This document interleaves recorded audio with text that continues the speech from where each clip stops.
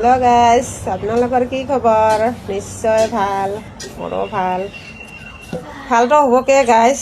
কালি যিহেতু মামাই 9,000 টকা দিছে, কথাখনৰে ভালেই হ'ব। কালিতো মোৰ মিটিঙত নাযাৰ আগতে 10টা 5 মিনিটতে পইচা সোমাইছে। মই মেছেজ চালোঁ, পইচা সোমাইছে। মিটিঙত নেগেলেও কোনো ক'ব লগা নাছিল।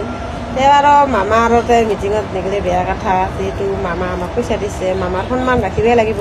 তাৰ কাৰণে মিটিঙত গ'লোঁ। যে কাৰোবাকখিনি কওঁ মোৰ পইচা সোমাইছে, কাৰোবাকখিনি বিশ্বাসে নকৰে। যেলা কাৰোবাকখিনি মেছেজ সোমাল তেলাকে মোৰ পইচা সোমাইছে, আজিকালি বইতা মাৰি মূলিগাৰ বজাৰ কৰিব লাগিব, আজি পইচা সোমাল। পইচাখিনি ওলাং, গোটাখানে বেংকত যায়, যা বেংকখন ভিৰ কালি, গোটাখানে পইচা ওলাল। ময়ো নোলালোঁ।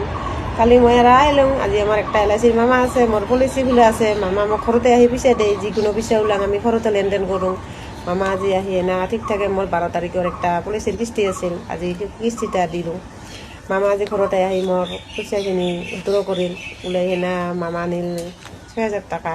কি কৰিবা, পলিচিৰ কেতিয়া দিবা কিস্তি, আৰু মই ল'লোঁ 3,000 টকা ওলাই।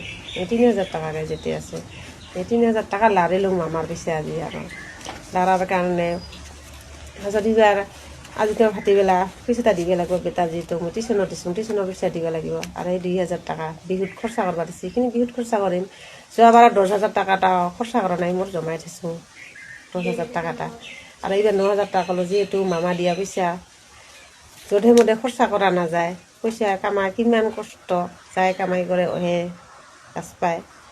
কেনে মানে এইখিনি পইচা গাইজ, ভিডিঅ' চালে কি কৰিব লাগে, লাইক কৰিব লাগে, লগতে শ্বেয়াৰ কৰিব লাগে।